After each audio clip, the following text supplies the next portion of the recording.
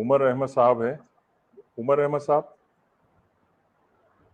Unmute कीजिए। उमर अहमद। अस्सलाम वालेकुम। जी वालेकुम अस्सलाम। जी उमर अहमद सर साहब मेरा फरमाइए। जी हाँ, मेरा आवाज आ रहा है सर आपको? जी जी आपकी आवाज आ रही है, कहिए। जी, मैं सचिवाला जी से एक बार बात करना चाहता हूँ सर, क्या सुन पा रहे हैं? जी सुन रहे हैं, वो क्या कहेंगे आप? सर मेरा स्टोरी थोड़ा अलग है। क्या है कि ये 11 साल पहले की बात है कि मैं हिंदू था।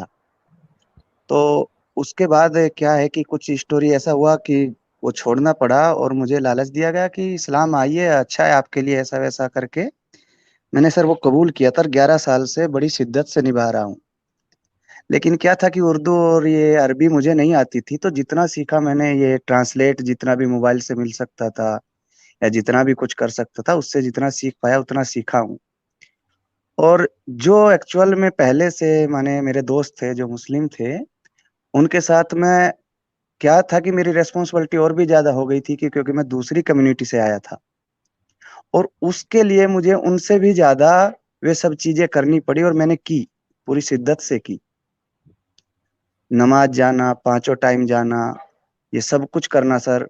और जितना भी जहां से भी ढूंढ सकता था, जितनी भी मटेरियल में ढूंढ सकता था, जितना भी कर सकता था, वो मैंने सब कुछ उसके लिए पढ़ाई करना या जितना भी मोबाइल से कर सकता था, क्योंकि उर्दू और अरबी या ये दूसरी भाषा नहीं जान पा रहा था।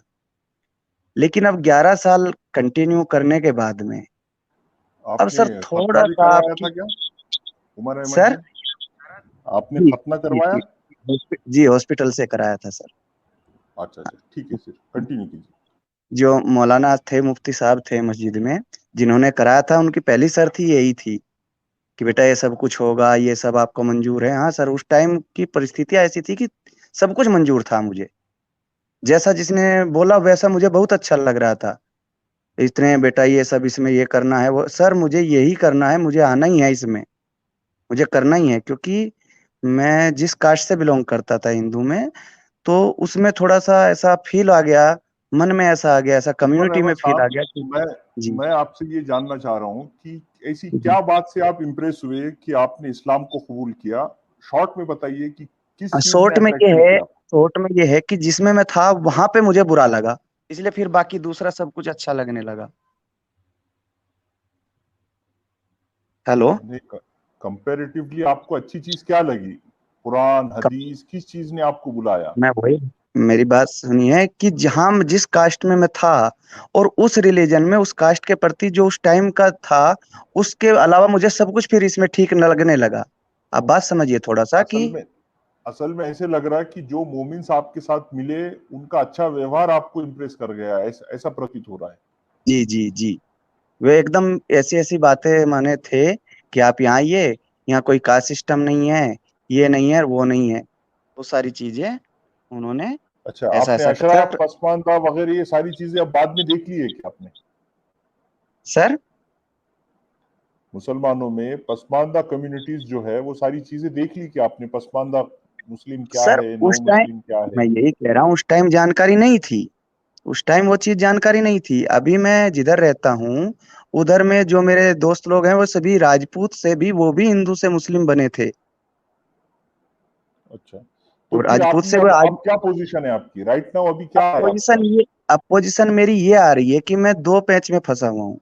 मैं ऑलरेडी पढ़ा लिखा था, तो अब मेरा जो यहाँ जो करता हूँ, जो वे मेरे साथी भी करते हैं, उनका लॉजिक से कोई मतलब नहीं हो रहा है, कोई भी नहीं, सेंस आपकी या बात कोई भी कीजिए आप। जिस भी। जी इंडिविजुअली सर।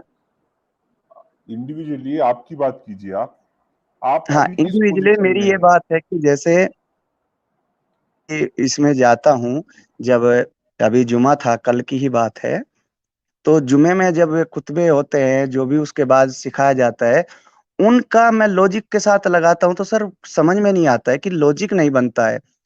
तो मैं एट ए लास्ट में ऐसे निष्कर्ष पर मैं जा रहा हूँ कि क्या ऐसा पॉसिबल है कि जब इस्लाम की जब शुरुआत की गई, तो उन परिस्थितियों को देखते हुए किसी एक ऐसे शख्स ने, कि वहां पे छोटी छोटी कम्युनिटी थी, वे आपस में लड़ती थी या कुछ करती थी, उनको सबको अपना एक समूह या ग्रह या अपने आप को ऊंचा दिखाने के लिए उसी समय ऐसा कुछ दिमाग में लाया गया कि इनको जोड़ने का, इनको या अंधों में काना सरदार बनने का, कुछ ऐसा तरीका हम निकालें, या कुछ ऐसा ही उसमें लिखता गया और उसी को दिखाता गया। क्योंकि उस टाइम में मुझे लगता है कि उतनी पढ़ाई लिखाई या किताब या ये सब चीजें नहीं होती होंगी, तो एक किताब भी अगर उस टाइम पे किसी को दिखा दी गई होगी कि इसमें जीने का, रहने का, पढ़ने का। उमर अहमद भाई, असल में हम थोड़ा सा क्वेश्चन को पॉइंट टू पॉइंट चलते हैं, और भी कॉलर्स है। अभी आप क्या पोजीशन में, आप मुस्लिम हैं या आप इस्लाम छोड़ चुके हैं? पहले इस बात को बताइए आप, तो हम आगे और बात करते पर हैं। मैं छोड़ नहीं पा रहा हूँ, क्योंकि अगर छोड़ेंगे तो फिर बहुत सारी दिक्कतें आएंगी। तो नहीं, मुझे छोड़ना ये जरूरी प्लेटफॉर्म नहीं है। ऐसा लगा कि अगर छोड़ना जरूरी नहीं है। आप ये बताइए कि आप किस पॉइंट पर अटके हैं अभी। आप, आपको क्या लग रहा है, इसको छोड़ना चाहिए या नहीं छोड़ना चाहिए? और छोड़ना चाहिए और छोड़ने के लिए कुछ चीजें रोक रही है, तो उस पर कुछ बात हो सकती है। अगर नहीं छोड़ना चाह रहे तो ऐसी कोई बात नहीं है कि आपको छोड़ना ही है। बस चीजें आपके समझ में आ जाए, आपके दिल में इंसानियत वाली बात आ जाए। वही है, दो तीन चीजें अगर सचवाला जी क्लियर कर दें तो मैं उसकी तरफ पहला स्टेप आज से ही ले लूं सर।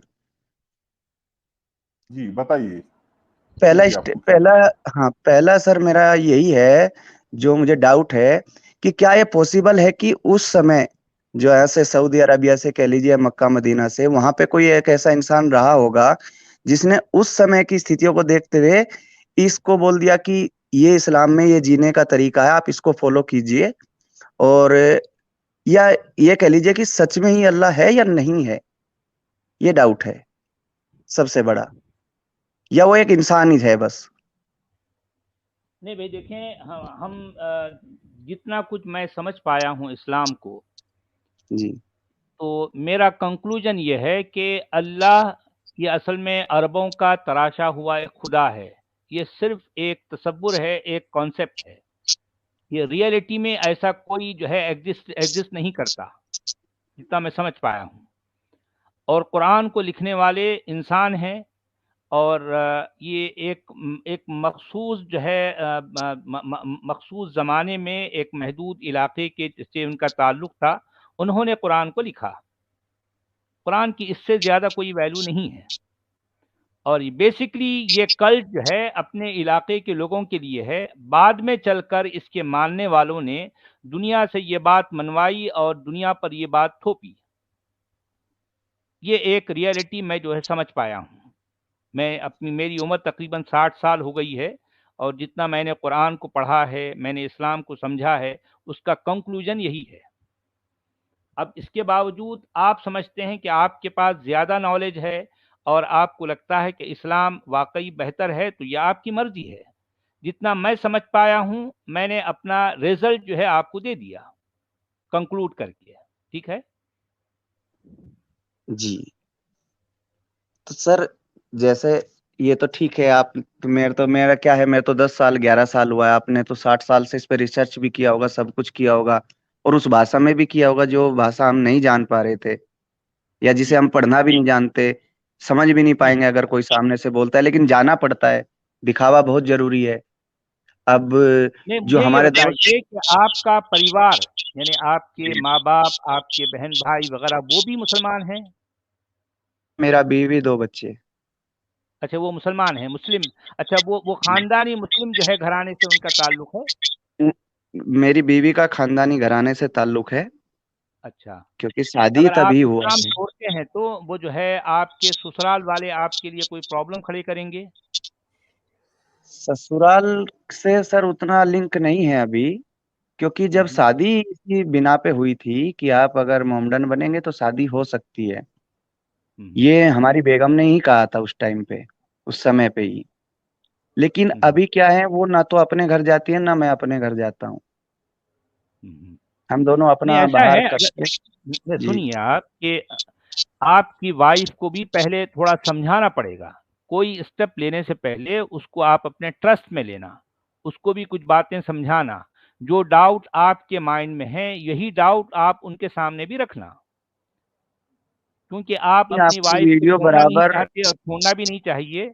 आपके अपने बच्चे हैं, क्योंकि अगर आप छोड़ देते हैं तो बच्चों का बहुत खराबा हो जाएगा। इसलिए बच्चों का भी माइंड बनाना, उनका एक साइंटिफिक माइंड बनाना चाहिए। वो भी क्वेश्चनिंग करें, बात को समझने के लिए जो है समझने की कोशिश करना चाहिए वो बच्चों को भी। और जो है उनके अंदर लॉजिक किस तरह से होनी चाहिए, ये बात भी बच्चों को समझाएं। इस तरह से आप एटलीस्ट अपने परिवार, आपके जो है जो वाइफ है, आपके बच्चे हैं, इतनी तो आपकी जिम्मेदारी है ना, उनको भी आप सोचने वाला समझने वाला बनाएं और धीरे धीरे ये स्टेप लेना, कोई जो है सडन स्टेप नहीं लेना, इससे मामला बिगड़ जाएगा। ठीक है, जी सर, मैं आप वही कह मुझे रहा हूँ सुनते रहें, हमारी आप तो। मुझे सुनते रहें, आपको एक एक चीज समझ आएगी। और अगर आपकी वाइफ को भी मेरी बातें सुना सकते हैं, वो अगर मेरी बातें समझ सकती हैं तो उनको भी सुनाएं। सारी बातें नहीं, वो बहुत ज्यादा हो जाएगा, थोड़ी थोड़ी बातें उन तक पहुंचाएं। अगर वो भी सोचने वाली हो जाए तो फिर आपके लिए यह मामला आसान हो जाएगा ना। ठीक है सर वो आपकी जी वीडियो बराबर सुनती हैं, बराबर। जो एक साहिल भाई जी है, एक्स मुस्लिम हैं, एक अच्छा एडम जी हैं, उनका भी चैनल है, और एक आपका। अच्छा हम अपने परिवार में बराबर से इसको देखते, हमें प्लेटफार्म नहीं मिल अच्छा, रहा था कि सुनते हैं किससे और ये बात चीजें जो है डील उनको की समझ जाए। भी आती है, समझ आती है हमारी बातें उससे उनको। उसके बाद हम। जी उमर अहमद साहब, आपकी तरफ से थोड़ा सा शोर है, जब आपकी बात हो जाए तो आप खुद म्यूट कर लीजिए, मैं आपको खोल रहा हूँ। जी सर, तो मैं ये कह रहा हूँ कि वो भी बराबर आपका सुनती हैं, लेकिन उनके कुछ सवाल ऐसे हो जाते हैं कि जिनका जवाब मेरे पास नहीं बनता है, क्योंकि मैं खानदानी नहीं था। लेकिन वो पहले से ही वो सब चीजें पढ़ती भी है, लिखती भी है, उस पर वो डिबेट भी करती है। और लेकिन वो आपकी सभी बातों को नकारती नहीं है, वो लॉजिक पे भी आती है कि हाँ ये तो है, हाँ ये तो है। कुछ चीजें जैसे कि वो उनके अधिकार है, महिलाओं के अधिकार है, या उनमें जन्नत में क्या उनके लिए क्या है, ऐसे में मैं थोड़ा उनको बोल देता हूँ कि देखो ये नहीं है, ये नहीं है, तो वहां के वो थोड़े चुप हो जाती है। लेकिन बाकी चीजें जैसे कि बराबरी के दर्जे, ये सब उन पे थोड़ी सी वो पता नहीं कौन सी आयत है जो वे फिर बताती हैं। अब उनका वो सिर्फ चलिए, मीनिंग ऐसा मुझे करें, बताती आप है। अपनी वाइफ को भी जो है यहाँ ले आएं, वो भी मुझसे जी कुछ सवाल करेगी, उसके माइंड में जो डाउट है वो अगर जो है मुझसे क्लियर कर सकती हैं।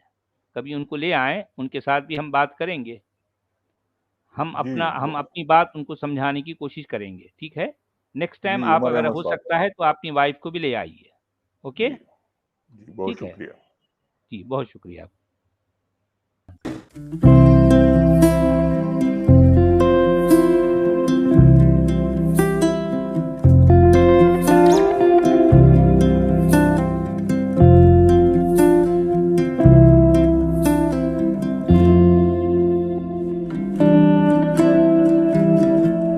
मैं ना कभी भीड़ के साथ नहीं चल पाया, क्योंकि मुझे मालूम था कि उस भीड़ में मैं कभी जीत ही नहीं पाऊंगा।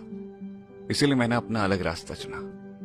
इस रास्ते में मुश्किलें बहुत आई, लेकिन मैं हर रोज इनसे लड़, क्योंकि मुझे मालूम है कि ये रास्ता मैंने खुद चुना है और इसके लिए मैं खुद जिम्मेदार हूं। इसलिए मुझे मजा आता है इस रास्ते की परेशानियों में। आप अपनी जिंदगी में भीड़ को चुनते हैं या अलग रास्ता, या आप पर तय करता है।